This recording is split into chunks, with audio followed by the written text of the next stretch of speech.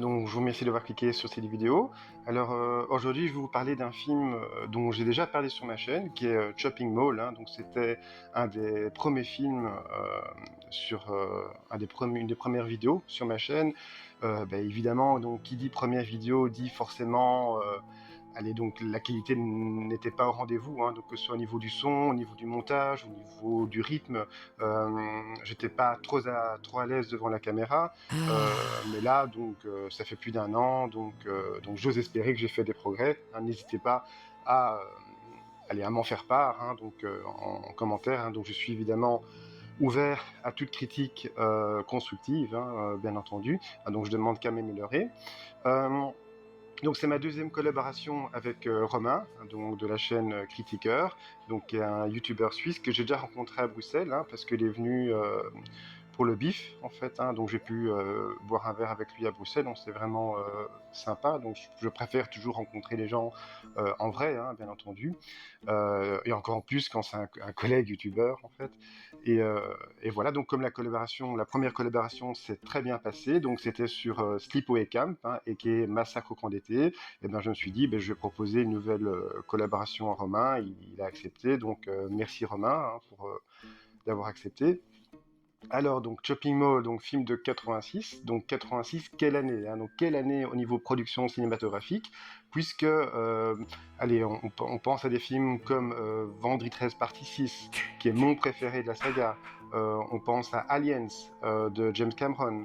On pense à Manhunter, donc c'est un des premiers films de Michael Mann. On pense à Platoon. Et on pense également à Deutscher, hein, Deutscher qui est vraiment un de mes films préférés. D'ailleurs, j'en ai parlé sur ma chaîne, hein, donc vous pouvez retrouver la vidéo sur ma chaîne. J'adore ce film, vraiment, en fait. Vous voyez, donc vraiment, c'était une année extraordinaire, hein, vraiment. C'est une production Roger Corman, hein, donc le film a été coproduit par Roger Corman et sa femme, donc Judy Corman. Et Roger Corman, donc quel producteur, hein, donc il n'était pas seulement producteur, il était également réalisateur et acteur, hein. Donc ça, j'ignorais, mais il a également été acteur, en fait. Roger Corman, voilà, il a produit, réalisé des films comme Hunter's Blood, par exemple, qui est un survival, donc j'en parlerai sûrement sur ma chaîne, ou comme Strip to Kill, ou comme Piranha 1, Piranha 2, comme donc La Petite Boutique des Horreurs, comme Le Masque de la Mort Rouge. Vous voyez, donc il y a énormément de films qu'il a produits, réalisés. Également donc la course à la mort, en fait. C'est Death Race, hein, Death Race 2000.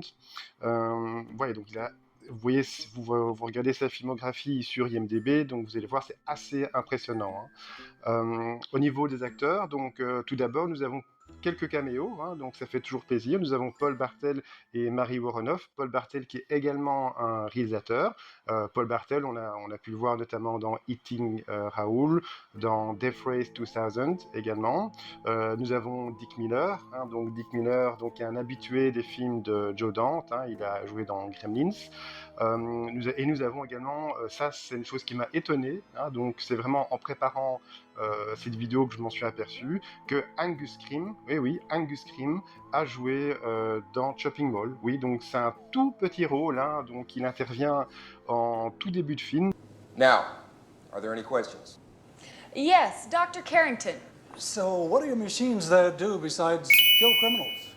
Well, first of all, Doctor, the protectors do not kill. I wonder if they kill cockroaches.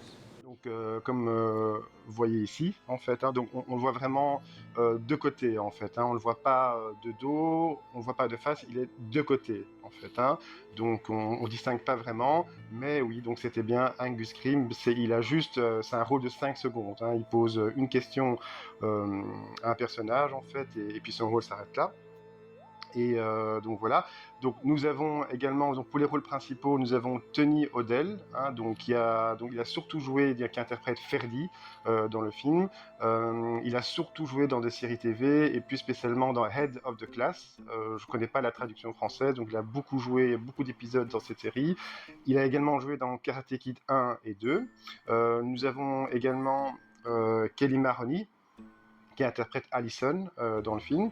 Kelly Maroney, elle a joué dans Night of the Comet et aussi dans The Zero Boys. The Zero Boys, qui est un excellent survival slasher de Nico Mastorakis, qui était vraiment un très bon réalisateur grec.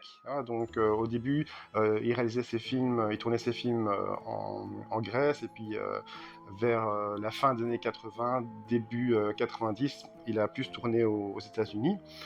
Mais vraiment, je vous recommande vraiment ces films, de The Island of Death, par exemple, The Wind. J'en ferai d'office des vidéos, donc j'ai pas encore traité des films de Nico Mastorakis, mais il y a au moins 2 films dont je peux parler, en fait, comme The Wind et The Zero Boys, donc ça c'est certain. Donc voilà, donc ça c'est Kelly Maroney. Nous avons également Barbara Crampton, Barbara Crampton, qu'on connaît surtout pour Reanimator. Elle a également joué dans un Home Invasion movie, You Are Next, qui est un film plus récent, qui date de 2007-2008 environ, quelque chose comme ça. Nous avons John Terlesky. Donc John Terlesky, donc c'est l'acteur qui joue un peu, enfin le personnage qui roule un peu des mécaniques, donc c'est un peu le sportif de la bande, on va dire. John Terlesky, il a surtout réalisé des films, il a été chapeauté par Jim Wynorski, donc c'est des films surtout pour Sci-Fi. En fait.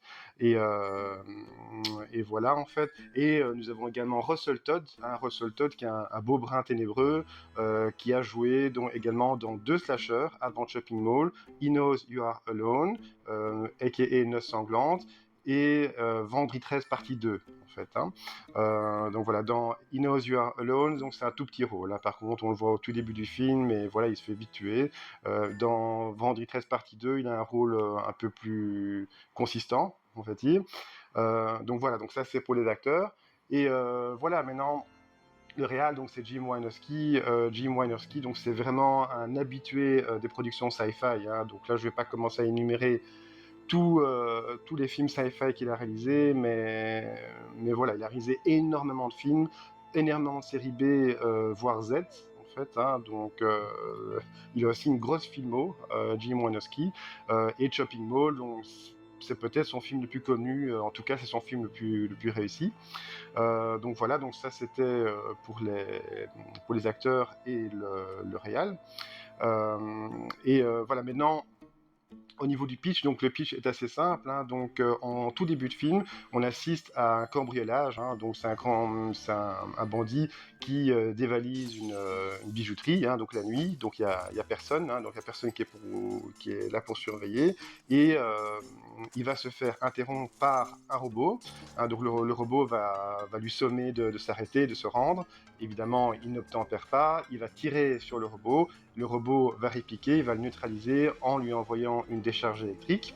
Et voilà, donc, et là, on voit The End, et puis là, on enchaîne et on s'aperçoit que c'est une présentation, en fait. Donc on voit tous les commerçants de la mall qui sont assis donc sur des chaises et sont en train de regarder la présentation sur la télé.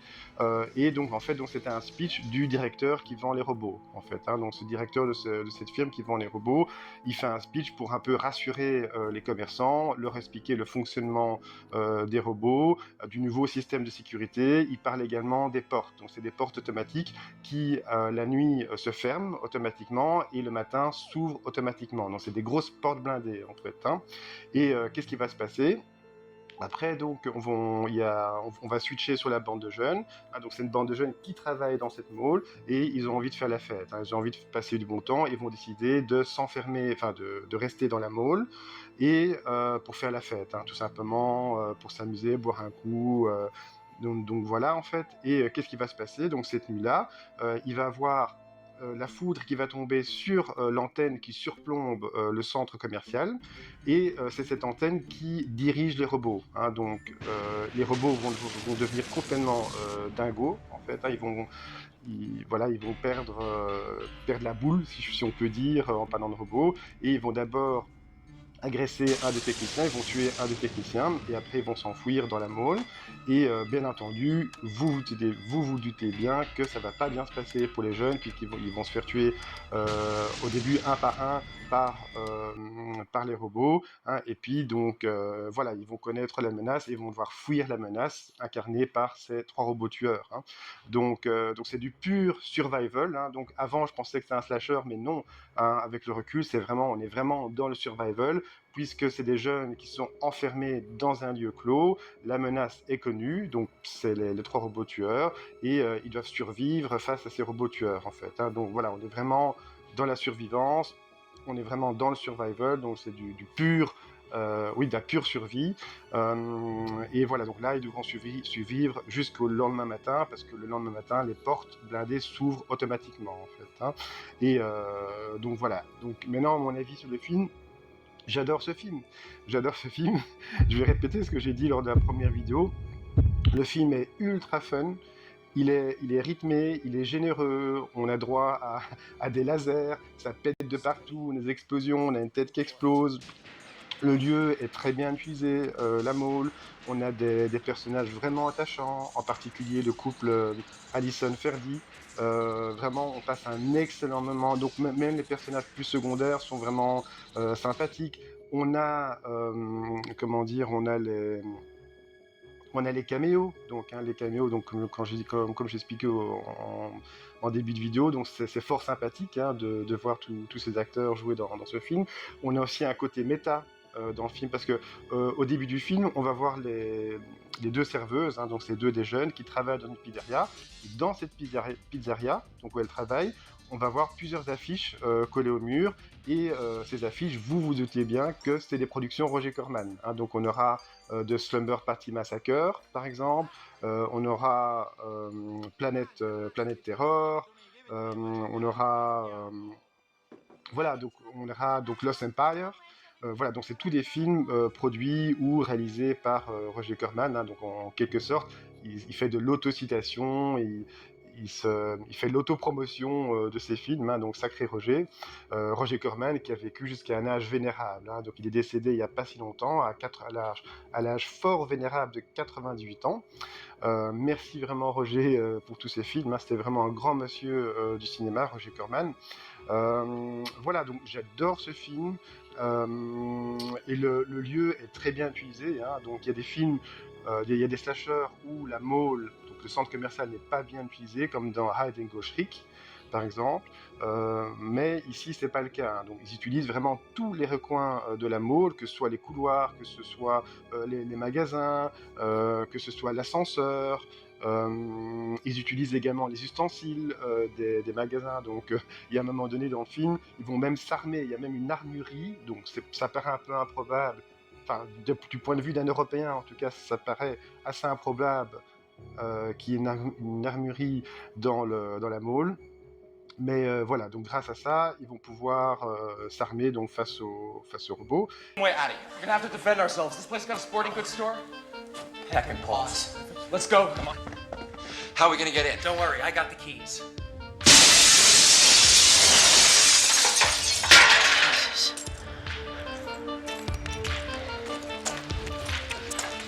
30 contain tanks. Grab the biggest. All right. Nice to see you.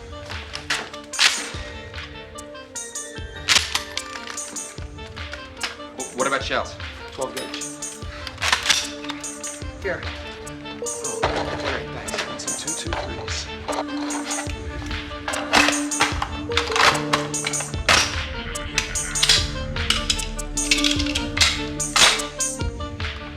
Let's go send those fuckers a Rambogram. Et l'armurerie, par exemple, elle s'appelle comment? Elle s'appelle Peckinpah. Vous voyez, donc c'est encore des petits clins d'œil au cinéma de genre, au cinéma bis. Oui, ça fait vraiment méta. On est dans le méta, mais pas lourd, c'est pas appuyé comme dans Scream. Attention, j'aime bien Scream, mais voilà, on va dire c'est un peu plus subtil, donc si on peut parler de subtilité en parlant de Jim Wynorski, mais voilà, on a aussi un peu de nudité.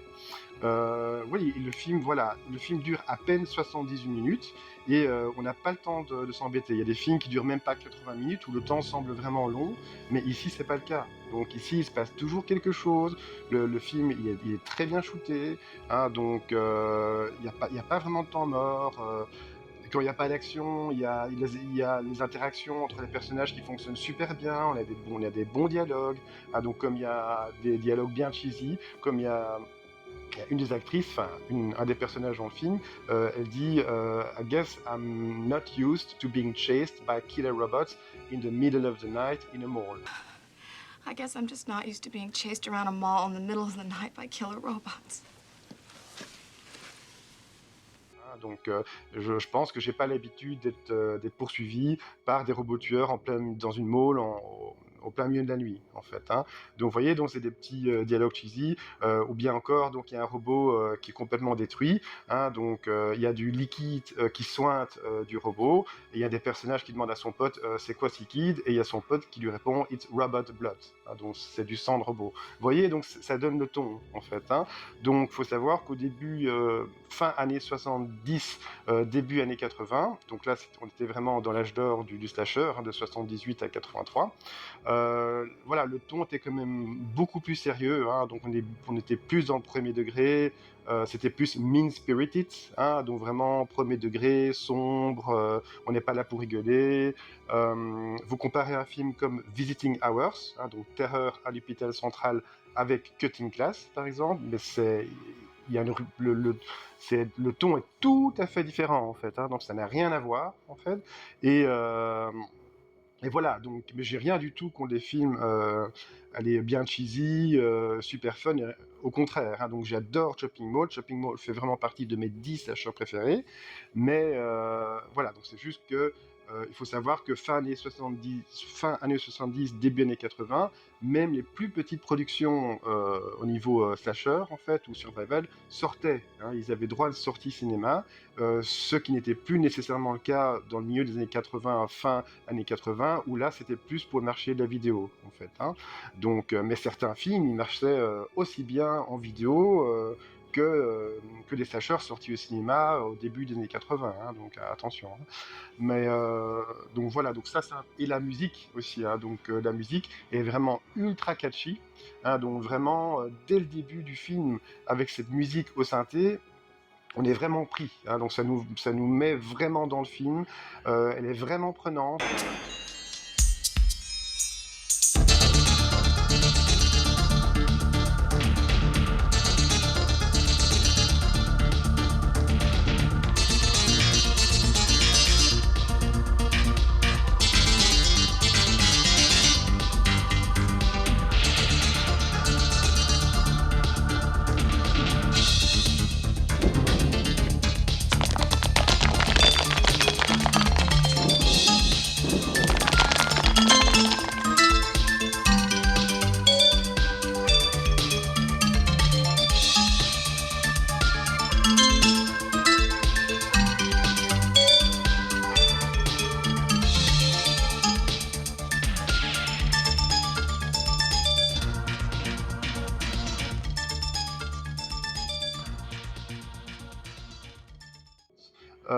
Oui, ça joue aussi vraiment un bon rôle dans le, comment dire, dans le rythme, dans le ressenti du film, dans le côté divertissement en fait.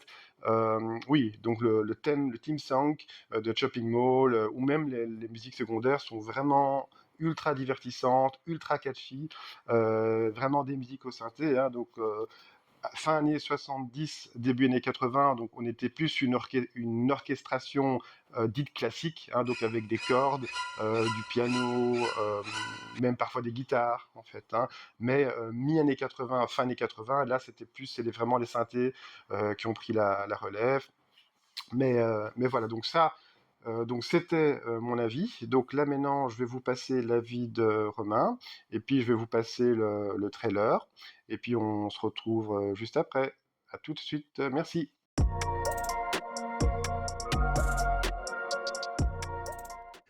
Hey les fans de ciné, ici Critiqueur. Vu que Terry a eu la gentillesse de m'inviter sur sa chaîne, je vais donc vous partager mon avis sur le film Shopping Mall.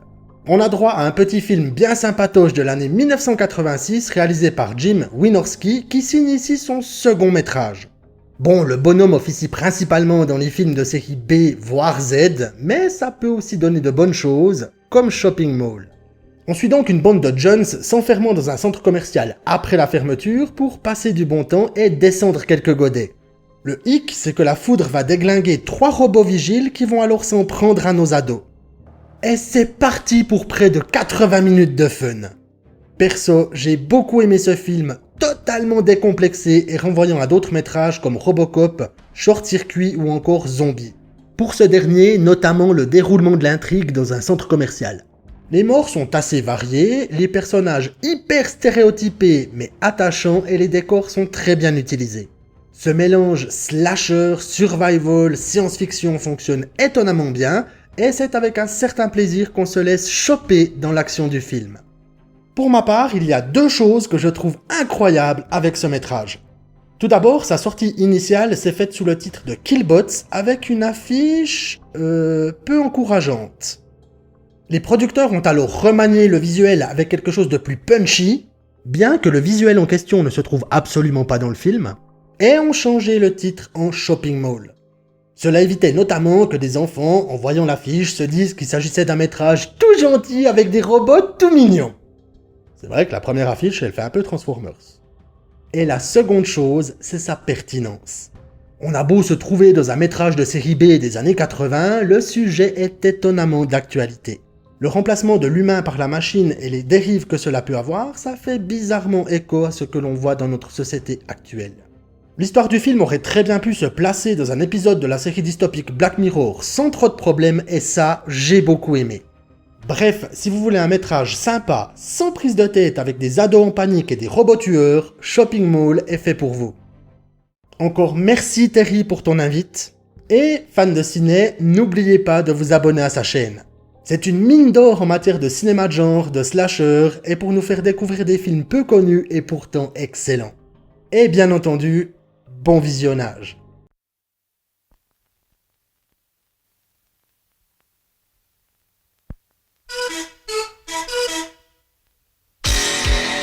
Has a new security system, completely mobile, user-friendly, and absolutely fail-safe. But something is going wrong.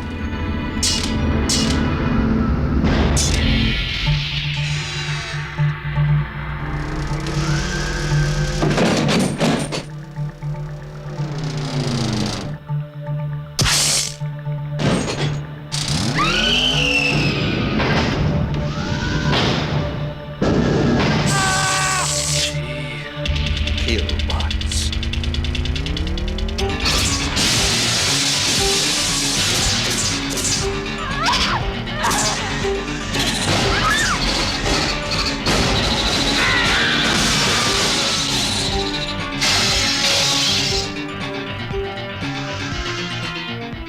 There's another one of those things out there. Waiting to pick us up one by one! He ain't getting me.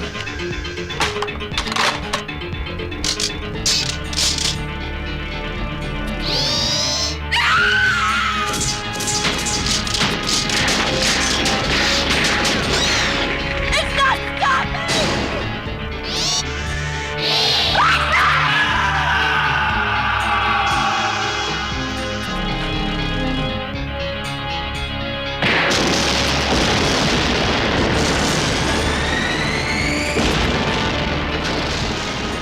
They're here for your protection.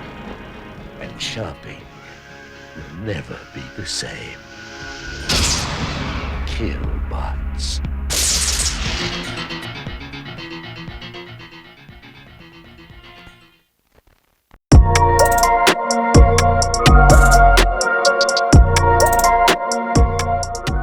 Oui, voilà, du coup, écoutez, j'espère que le trailer vous a donné envie de voir ou de revoir cet excellent divertissement de Jim Wynorski. Maintenant, quelques mots sur la production. Donc, le film a été tourné dans le nord-ouest de Los Angeles. Il y a eu 3 lieux de tournage principaux. Donc, le premier c'était le Sherman Oaks Galleria, toujours dans le nord-ouest de Los Angeles. Donc, ça, c'était pour les intérieurs. L'autre lieu de tournage, donc, c'était le Beverly Center, donc pour les extérieurs. Il faut savoir qu'à la base, la production voulait tourner dans cette galerie commerçante, donc le Beverly Center, mais les exploitants demandaient beaucoup trop cher de loyer. Donc, ils se sont rabattus sur l'autre centre commercial. Et il y a eu également 2 jours de tournage dans les studios Corman. La durée de tournage, donc, j'ai 2 informations différentes. Donc, j'ai une information qui dit que c'est une vingtaine de jours, une autre information qui dit que c'est 16 jours. Selon moi, on s'oriente plus vers une vingtaine de jours parce que c'est pas un tournage facile, hein, donc parce qu'il demande une certaine logistique. Donc c'est un film où il y a quand même pas mal d'action, il y a des effets spéciaux, donc c'est assez généreux, il y a des explosions, etc. Donc voilà, donc à mon avis, on s'oriente plus vers une vingtaine de jours. Au niveau du box-office, malheureusement, le film n'a pas performé au box-office. Je n'ai pas les chiffres, hein, donc j'ai vraiment essayé de trouver les chiffres. Tout ce que je peux dire, c'est que Jim Wynorski, il a dit que le film a performé de façon OK. Maintenant, qu'est-ce que ça veut dire OK? Donc ça, je ne sais pas. Est-ce que ça veut dire qu'il a juste remboursé le prix de sa production? Je ne sais pas. En tout cas, le budget était de $800 000. Hein, donc rappelons encore une fois, c'est une production Roger Corman, donc c'est pas une grosse production, mais je trouve que pour $800 000, franchement, il fait du très bon travail. Ça ne me dérangeait pas Jim Wynorski de travailler avec un petit budget parce qu'il était vraiment ravi de travailler avec un grand producteur comme Roger Corman. Rappelons que Roger Corman, il a quand même lancé la carrière de plusieurs grands réalisateurs, dont le plus connu est sans doute James Cameron. En fait, hein. Donc voilà. Donc le film a été produit et distribué par Concord Pictures, hein, donc Concord Pictures qui est une boîte qui a été fondée par Roger Corman. On leur doit des films comme Watchers 1, Watchers 2, The Slumber Party Massacre, Sorority House Massacre, Hunter's Blood. Donc vous voyez, donc c'est tout des petits budgets, hein, donc voire Z. Maintenant au niveau des anecdotes, à la base, il devait avoir 5 robots. Hein, donc ces robots, ils ont été créés par la boîte de Robert Short, hein, donc à qui l'on doit le film Short Circuit. Short Circuit qui est sorti avant Chopping Mall. Hein, donc j'ai regardé, je pensais que Short Circuit était sorti après, mais en fait c'est le contraire. Hein. Et donc ils ont créé 5 robots pour la production, mais de ces 5 robots, il n'y avait que 3 robots fonctionnels. Donc il y avait un robot qu'on pouvait diriger de façon classique, avec une télécommande infrarouge radio. Un autre robot, c'est un câble électrique qui était relié de la télécommande au robot. Et il y avait un autre robot, le troisième robot, lui il fonctionnait à peine, donc il était tout simplement tiré avec un câble transparent qui était invisible à l'écran. Donc là on était plus dans le bricolage, on va dire. Mary Woronov et Paul Bartel, donc on voit en début de film, il faut savoir qu'ils ont improvisé leur dialogue, donc ce qui n'était pas pour déplaire à Jim Wynorski. Jim Wynorski a fait appel à Kelly Maroney. Pourquoi? Tout simplement parce qu'il était amoureux d'elle et voilà, il voulait sortir avec elle et il s'est dit que voilà la meilleure façon d'arriver à ses fins, on va dire, donc c'était la faire jouer dans ce film. Parce qu'à la base, normalement, c'était Dana Kimmel qui devait jouer le rôle d'Allison. Dana Kimmel qu'on connaît pour Vendredi 13 partie 3, évidemment. Maintenant, donc, comme j'ai dit, donc, le film est vraiment bourré de petites références. Hein, donc, comme j'ai dit, donc, vous avez par exemple l'armurerie Peckinpah, donc référence évidente à Sam Peckinpah, évidemment. Vers la fin du film, il y a Allison, donc l'héroïne, qui va se réfugier dans un magasin pour animaux. Et le magasin pour animaux, il s'appelle Roger Little Shop of Pets. Hein, donc ce qui est une référence directe, bien entendu, au Little Shop of Horror, hein, donc également une production Roger Corman. Voilà, donc vraiment le film est parsemé de petites touches, de petits clins d'œil en fait. Hein. Donc c'est pour ça que je trouve aussi le film assez méta, sans être lourd, hein, parce que c'est pas vraiment des références, selon moi, qui sont appuyées. La voix des trois robots, ben, c'est Jim Wynorski qui a fait la voix. Donc il faut savoir aussi que c'est Kelly Maroney qui a interprété elle-même, enfin qui n'a pas interprété, c'est Kelly Maroney qui a effectué elle-même toutes ces cascades, à l'exception de la cascade la plus spectaculaire. Hein, à un moment, on la voit qu'elle est accrochée au balcon du 3e étage et elle va tomber. Et donc là, elle tombe effectivement. Donc cette cascade n'a pas été réalisée par Kelly Maroney, mais vraiment par une cascadeuse professionnelle. On le voit, hein, on voit bien d'ailleurs dans le film que c'est pas elle, hein, c'est pas le même gabarit, c'est pas la même coiffure, c'est assez grossier d'ailleurs, mais bon, on s'en fout, c'est pas grave, c'est pour le fun.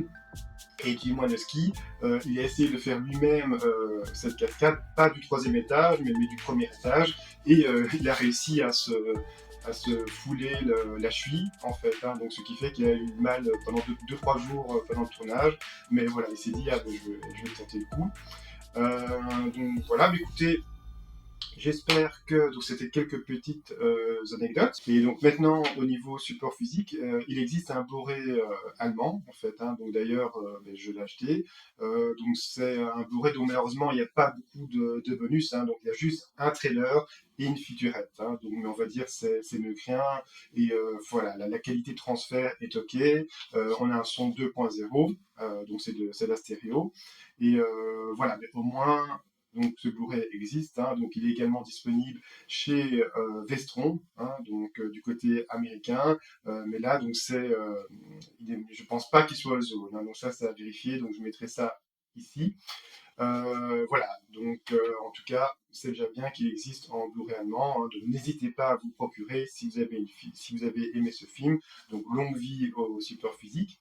Voilà, écoutez, si cette vidéo vous a plu, n'hésitez pas à laisser un petit commentaire, à partager, à liker.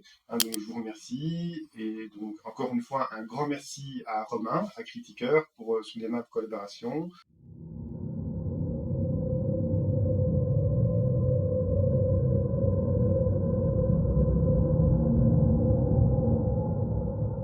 Ouais, c'est noté enregistrement, c'est en cours, ça joue. Voilà. Oui, oui, oui, bah oui, parce que voilà, donc je vais pas couper ça au montage, mais oui, il y a un beau fail.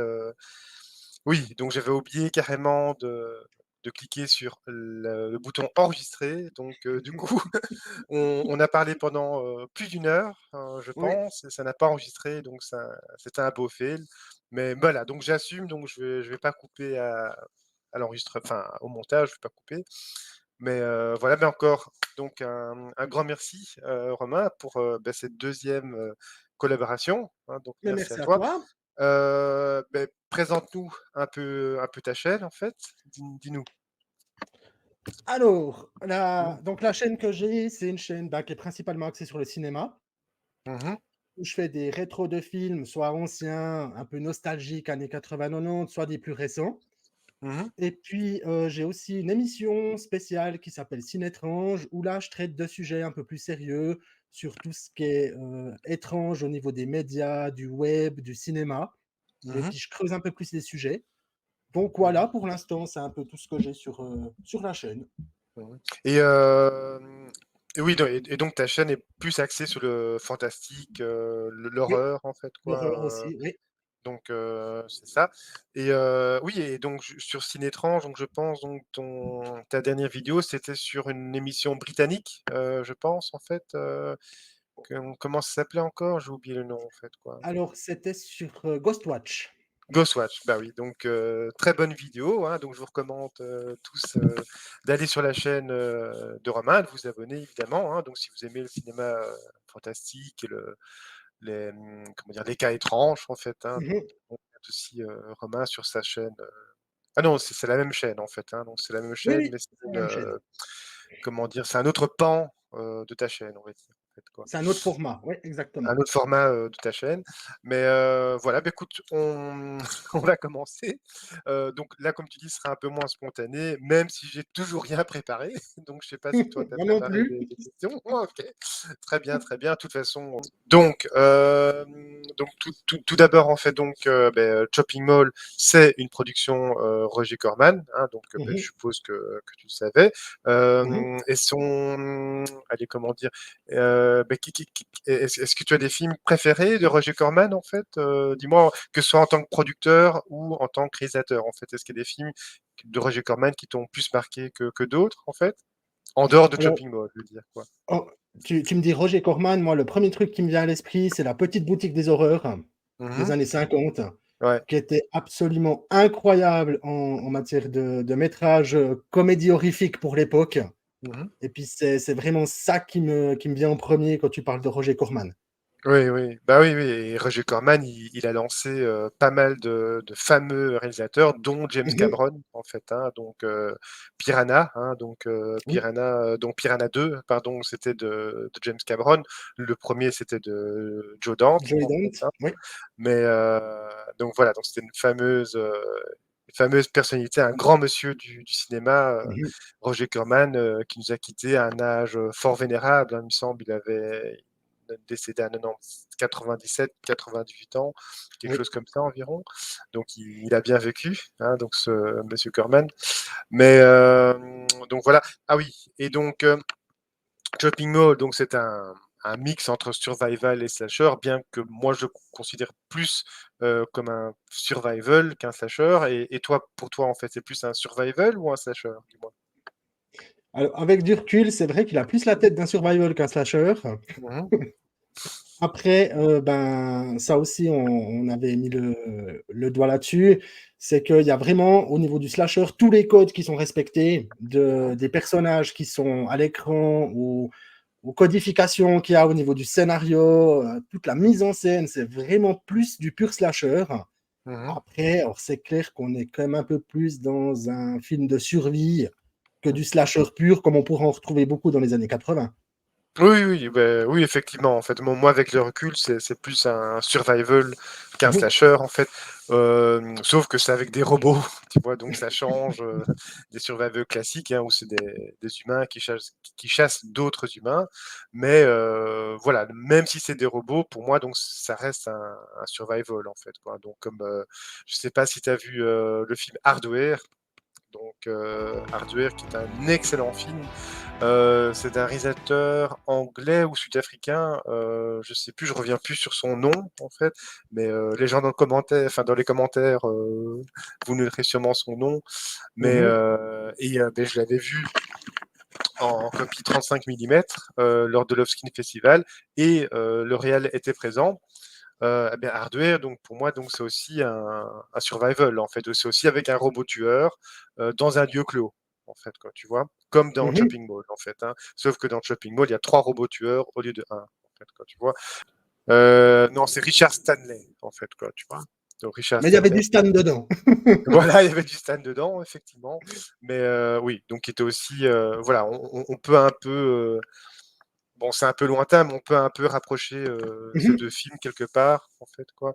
Ah, donc c'est tous les 2 des survival, vraiment d'excellente facture, hein. Enfin, de toute façon, dans on va voir ton avis, dans la vidéo. Mais, Mhm. voilà. Et, donc qu'est-ce que tu as pensé des personnages dans Chopping Mall, en fait, hein? Donc, parce que pour moi, donc c'est important, d'avoir des personnages assez attachants. Enfin, c'est important. Ça fait partie des choses qui me font aimer, les slashers ou les survival. Mhm. Donc c'est important d'avoir des personnages intéressants.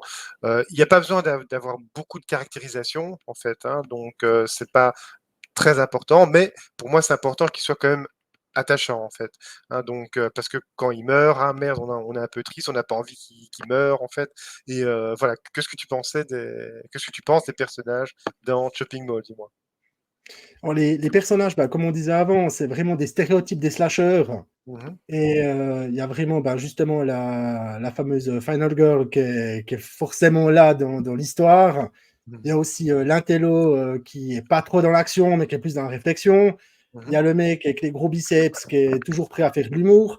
Puis je trouve qu'il y a vraiment toutes ces caractéristiques de personnages vraiment pur jus des années 80 qui sont vraiment bien représentées tout au long du film.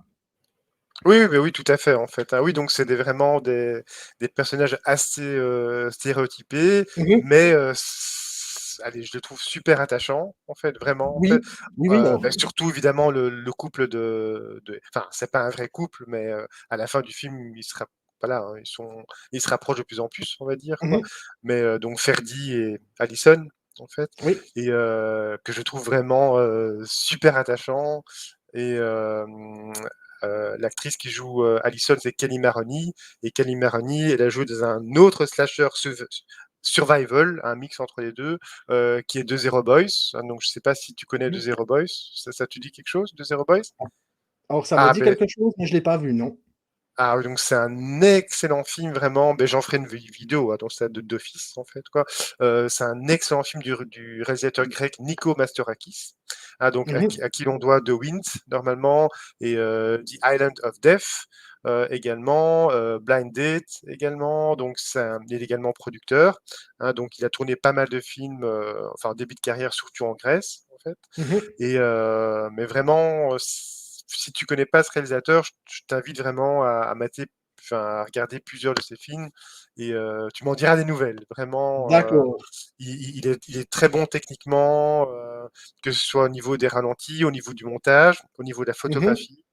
On voit directement la patte Nico Mastorakis, qui se voit moins dans ses premiers films. Hein. Dans The Island of Death, c'est peut-être moins. Mais c'est un film extraordinaire. Hein. Je ne sais pas si tu as Mhm. vu The Island of Death, disponible chez Arrow, donc chez Arrow Mhm. Video. Ben, ce serait bien d'ailleurs qu'un éditeur français sorte ce film. Tu l'as vu, The Island of Death? À l'époque, oui. Donc, il y a un Ah, certain nombre d'années. oui, oui, il date Mais de la fin des années 70 oui, et il est assez gratiné, hein, vraiment. Enfin, ouais, c'est vraiment, ça se rapproche d'un slasher, on va dire, hein, The Island of exactement. Death. Oui. Et avec une fin, enfin, on s'attendait un peu à la fin au twist comme ça, mais enfin, je veux pas trop en parler, mais bon, donc je digresse parce que désolé, mais oui, c'est parce que c'est un réalisateur que j'aime beaucoup, Nico Mastorakis, et Mhm. oui, donc je m'en veux. Enfin, en même temps, ma chaîne a juste peut-être elle a 14 mois ou 15 mois, donc elle est encore Mhm. assez jeune, donc oui, donc évidemment, je vais parler de Nico Mastorakis. Mais et qu'est-ce que tu penses de la musique dans Chopping Ball? Dis-moi ton avis en fait sur la musique. Alors, la musique, c'est de la pure consonance des années 80. Ça colle admirablement bien aux scènes.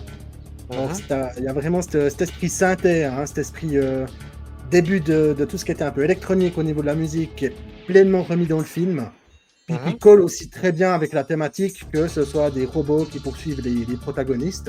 mhm. Et puis cette musique, elle arrive vraiment à intensifier cette ambiance tout au long du film. Oui, oui, Moi, oui, j'ai mais c'est trouvé que ça. Hein. c'était vraiment excellent, oui. Oui, oui, la musique au synthé, elle colle vraiment à l'action, Oui, au film en général. Elle est vraiment ultra catchy. oui. Le thème est vraiment. D'ailleurs, au montage, je passerai la musique du film en espérant en espérant qu'elle soit pas clean, en fait, hein, Mm. ça je verrai. Mais oui, le thème principal est ultra catchy, hein, vraiment Mhm. directement t'es pris dedans, en fait, quoi. Et est-ce que tu as relevé une dimension méta dans le film? Dis-moi. C'est ben, typiquement, il y avait dans le café Wisplank, à un moment donné, je crois qu'il y avait une affiche euh, du Oui, film c'était The Empire, quelque chose comme ça, The Empire Empire. Lost. Oui, oui, c'est ça en fait. Oui. Lost Empire, oui. Lost Empire, oui. Qui est, je crois, ben, aussi avec Roger Corman qui est dans Mhm. le coup. D'accord. Ouais. Oui, oui, mais déjà donc tu as les caméos en fait, hein, avec Dick Miller en fait, Paul Mhm. Bartel, Marie Boronoff qui ont aussi joué dans les Gremlins par exemple, hein, pour Dick Miller en fait quoi. Pour Paul Bartel, il a joué dans donc la course à la mort en fait quoi, tu vois. Oui. Donc c'est des petits clins d'œil quelque part au cinéma bis, au cinéma d'exploitation. T'as à un moment donné, tu as un plan où c'est les 4, il y a 4 des héros, 4 des protagonistes, allez, ils ont une pose très western comme ça, en fait, quoi, tu vois? Ils sont tous armés, avec les ceintures, les munitions, en fait, quoi. Enfin, c'est un plan vraiment qui renvoie directement au western, enfin, je trouve. Oui. Il y a, oui, comme tu dis, il y a l'affiche, hein, de Lost Empire dans la pizzeria. Mhm. Il y Et a le il y a l'extrait des deux protagonistes qui regardent le film L'attaque des crabes géants. Voilà, qui est une production, Corman également, hein, donc Exactement. un film en noir et blanc et voilà, donc c'est quelques petites, touches, voilà, qui font référence au cinéma bis, hein, donc Mhm. ancien comme récent, en fait, quoi et voilà, donc j'apprécie aussi cette petite touche, méta, donc sans être lourd, tu vois? Donc sans être, appuyé comme dans Mhm. Scream, par exemple, en fait, quoi, tu vois? Oui. Où c'est vraiment fortement appuyé. C'est vraiment, dans Scream, ça devient même de la redondance quelque part, même si Mhm. attention, j'aime beaucoup Scream, hein, je veux dire, mais voilà, donc c'est plus quelque part subtil, si on peut parler de Oui. subtilité dans les films de Jim Wynorski. Mais, mais voilà, donc j'apprécie, donc ce côté, méta, Mhm. également dans le film. Mais enfin bon, ça, pour mon avis, donc ça j'en parle dans la vidéo de toute façon, en dehors du question-réponse. Dis-moi donc, Romain, est-ce que toi tu as des questions pour moi? Dès le début du film, alors il n'y a pas de spoil, tu es directement dans le bain, vu que les robots ils sont là techniquement pour remplacer les gardiens de sécurité dans le centre commercial. Mhm. Et puis l'interrogation que j'avais, c'est est-ce que ce film, au jour d'aujourd'hui, avec justement tout ce qu'on parle de remplacement de personnes justement par des machines, par l'électronique, par l'IA, est-ce qu'il ne ferait pas sens, il a fait sens à l'époque au niveau de la science-fiction, mais est-ce qu'il ne ferait pas sens aujourd'hui au niveau de la thématique? Ben, moi, enfin, je vais te répondre la même chose que je t'ai répondu la première fois, quand Oui. malheureusement ça n'avait pas enregistré suite à une fausse manœuvre, enfin une mauvaise manœuvre de ma part. Enfin, pour moi, non, non, parce que enfin, je vois pas vraiment de lien avec l'IA. Tu vois, pas Mhm, directement, en tout cas. Oui, donc c'est des robots, d'accord. Ils sont là pour surveiller la mall, en fait, hein, donc la galerie commerciale, en fait. mhm, Mais je sais pas, ça me fait pas penser directement à l'IA. Oui, certes, il remplace, c'est vrai, des personnes, des gardiens, hein, oui, mhm. humains qui pourraient travailler de nuit ou de jour, peu importe, dans cette mall. Mais je sais pas, pour moi, ça fait pas écho à, comment dire,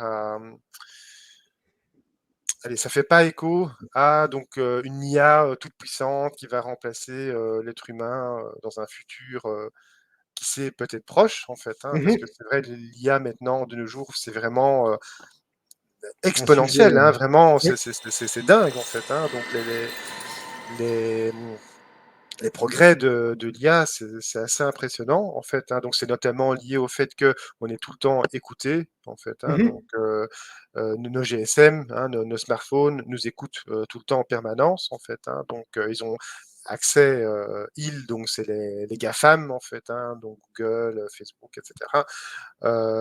Ils ont accès à énormément de data en fait, donc ce qui contribue justement donc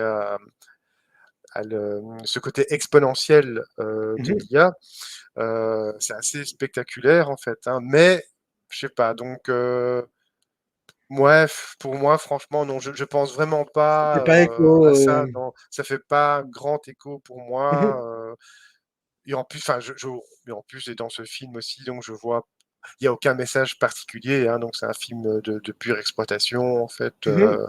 une bonne vraiment une excellente série B, de pure exploitation sans réel message, hein, donc on est là vraiment Ah dans du non, non, c'est divertissement pur pas. en fait quoi, tu vois? Mais non, donc non, pas forcément en fait, quoi. Mhm. Et enfin, je sais pas, est-ce que tu as une autre question pour moi, Romain? C'était justement au niveau du design, parce que là, les antagonistes, ce sont des robots. Donc, c'est pas banal, hein, déjà. Bon, dans les années 80, c'était quand même pas mal exploité, tout ce qui était robotique. Mais Comme là, c'est pas Robocop. banal. Exactement. Mm. Là, c'est pas banal dans le contexte. Puis justement, ces robots, je voulais savoir si toi, à quoi ils te faisaient penser, si tu avais des, comment dire, des connexions qui étaient faites, par exemple, avec d'autres métrages précédents ou qui ont suivi au niveau des influences pour le design des robots. Je pense au film de Short Circuit, hein, c'est ça? Donc c'est Mhm. le Short Circuit, c'est ça le titre du film? Oui. Mais non, je pense qu'on l'avait regardé, hein, donc je pense je sais plus, Short Circuit, c'était un peu avant, en fait, hein, c'est ça, La Chopping même Mall, ou année, c'était si ma la même mémoire est année, en bonne. fait, quoi? Oui, donc ça, c'est une bonne question. Est-ce que c'est Chopping Mall qui s'est inspiré de Short Circuit ou le contraire? Mhm. Ouais, je ne sais pas. Donc ça a creusé. Mais je vais me renseigner pour ma vidéo, de toute façon, bien entendu. Oui, ben, le design, mais oui, ben, ça fait penser à Short Circuit, Mhm. pour moi, donc clairement. Maintenant, je sais pas, un autre design. Je sais pas, dans le trou noir, bon, c'est un peu les Daleks aussi. Tu m'as parlé des Daleks, Les je Daleks. pense. Oui. Ce qui est une série de la série anglaise, ça s'appelle comment encore? Doctor Who. Doctor Who, ouais, c'est Oui. ça. Et il me semble que tu aimes bien en fait, hein, tu aimes beaucoup cette série, il me semble, non? Oui, Doctor Who, énormément. c'est ça. Est-ce que pour toi, en fait, cette mall, donc ce centre commercial, est bien utilisé dans le film? Oui, alors l'environnement, ben, déjà c'est un environnement clos, donc ça c'est déjà au niveau scénaristique, ça évite justement les effusions de partir dans tous les sens. Mhm. Puis oui, alors j'ai trouvé qu'au niveau du film, c'était très bien utilisé. Ben, typiquement, les protagonistes, ils vont se planquer à un moment donné dans un café. Quand ils ont besoin d'armes, ils vont à l'armurerie du coin pour pouvoir prendre quelques guns et puis des munitions. Il y a vraiment au niveau de l'espace, où c'est que c'est bien utilisé, bah, tu disais avant un peu la consonance western, Ouais, on pourrait assimiler les espaces, les halls du centre commercial, un peu comme ces allées qu'on avait dans les villes du Far West, quand tu as les deux personnes qui mhm, se retrouvent face à face. Donc je trouve que globalement, l'espace était superbement bien utilisé dans le film. mhm. Oui, ben, je pense pareil que toi, en fait. Vraiment, c'est le réalisateur Jim Wynorski. Enfin, pour moi, c'est vraiment un de ses meilleurs films, hein, Jim Mhm, Wynorski. Jim Wynorski, tu regardes sa filmo, il a réalisé énormément de films, en fait, donc beaucoup de séries B. Enfin, mhm, même quasi ça, quasi que ça. Et pour Sci-Fi, ou d'autres boîtes comme ça, en fait, quoi, tu oui. vois, pour Roger Corman, évidemment. Mais oui, je trouve vraiment que le lieu est vraiment très bien utilisé, en fait. Parce que parfois, tu as Mhm, des slashers, des survival où le lieu n'est pas très bien utilisé, en fait, hein, donc il pourrait faire plein de choses avec le mhm, centre commercial. Il y a plein de cachettes possibles, il y a plein de possibilités possibles, en fait, quoi, tu vois, mais ils n'en font pas grand-chose, en fait, quoi, tu vois. mhm, Comme Hide and Go Shriek, par exemple, hein, donc je connais pas le titre français, qui est un slasher tardif de la fin des années 80, mhm, 88 ou 89, je sais plus, Hide and Go Shriek. Les enfants pas grand-chose en fait, du mall, quoi, tu vois? mhm. Un peu mieux dans The Initiation, en fait, hein, donc je sais pas si tu as vu ce slasher avec Daphne Non. Zuniga et Hugh Gallagher et Vera Miles, en fait. Vraiment, Mhm, tu as un super casting dans The Initiation. J'ai le Blu-ray, de chez Arrow, en fait, hein, mhm. donc il est disponible, il est sorti chez Rimini. Non, il est pas, c'est pas chez Rimini, c'est Extra Lucide, donc chez Extra Lucide Film. Mais voilà, donc il est vraiment très bien utilisé ce lieu, en fait, quoi, tu vois. Et tu as parlé de l'année 86, en fait, hein, et donc justement, en parlant de 86, qu'est-ce que c'était, allez, est-ce que tu as en tête quelques films qui datent de 86, en fait, hein? Est-ce qu'il y a des films qui t'ont marqué de cette année? Donc, Je suis plutôt 85, mhm, vu que c'est mon année. Donc ouais, là, alors c'est clair, tu me demandes des films de 85, je vais t'en sortir une liste incroyable. mhm. 86, un peu moins. Tu as Aliens, qui est mon Oui, chapitre bien préféré sûr. de la franchise de James Oui. Cameron, et je dirais même plus Aliens version longue, en fait, hein, donc je sais pas Mhm. si tu as vu, les Oui. versions longues d'Aliens, tu vois? Donc qui est intéressante parce que tu en apprends plus sur les terraformeurs et sur Mhm. la relation entre Ripley et Newt, en fait, hein, donc Mhm. l'enfant. Donc tu as The Hitcher, en fait, qui est un de mes films Oui, préférés. bien sûr, oui. Tu as Manhunter, tu vois, de Michael Mann, qui est vraiment un Mhm. de mes Mann préférés. Donc tu as Vendredi 13 partie 6, en fait, qui est mon Vendredi 13 préféré. Voilà, je suis pas sûr, mais je pense Platoon 86, voilà. Oui. Tu vois, donc 86, donc Platoon, voilà, 86, mais je veux dire, quelle année, hein, vraiment, Mhm. pour moi, c'est une année extraordinaire au niveau production cinématographique. Oui. C'est sans doute pour moi la meilleure année des années 80, en fait, hein, donc, Mhm. que penses-tu de cette année, en fait, l'année 86, au niveau cinéma?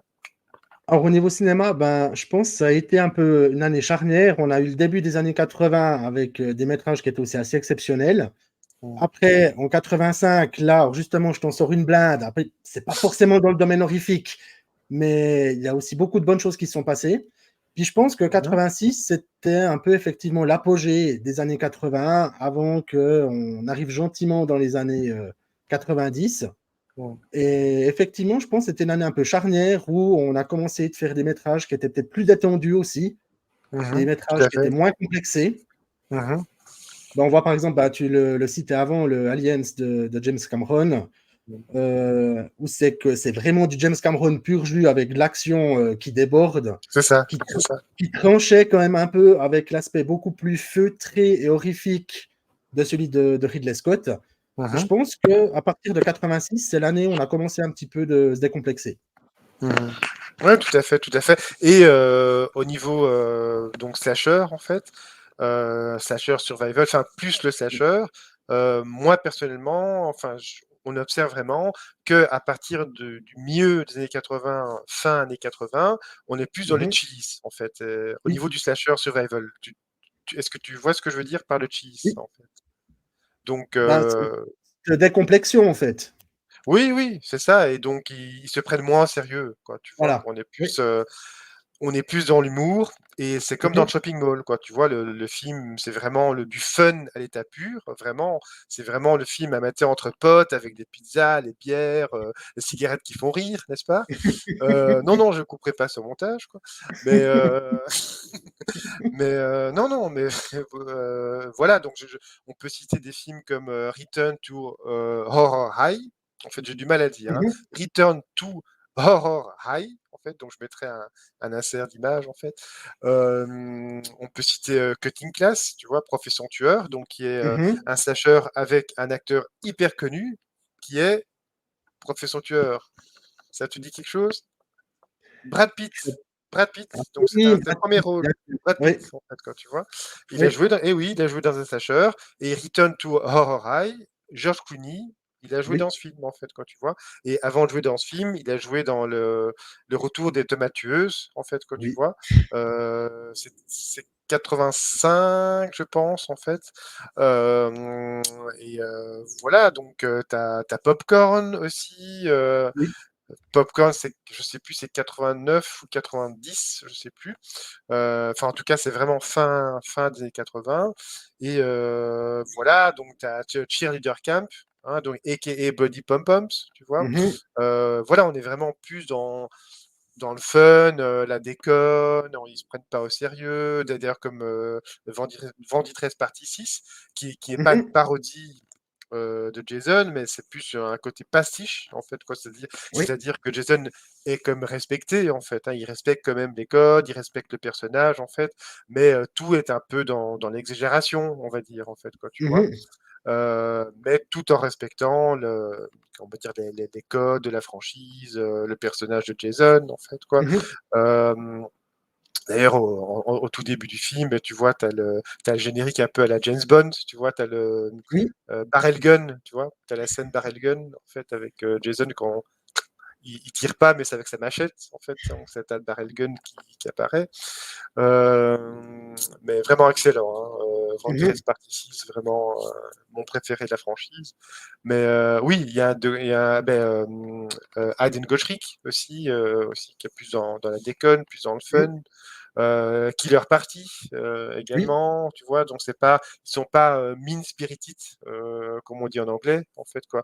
Mean-spirited, ça veut dire beaucoup plus sérieux, beaucoup plus sombre. En fait, je connais pas vraiment je sais pas comment on traduit en français, mean-spirited, mais c'est plus sombre, en fait, c'est plus sérieux, plus premier degré, en fait, quoi, tu vois. Mais voilà, je trouve il y a vraiment une bascule entre les slashers du début des années 80 qui sont quand même beaucoup plus sérieux, hein, comme Visiting Hours, donc Terreur à Oui. l'hôpital central, Night School, ou même le premier Vendredi 13, enfin, allez, Terror Train, qu'est-ce que je peux citer encore?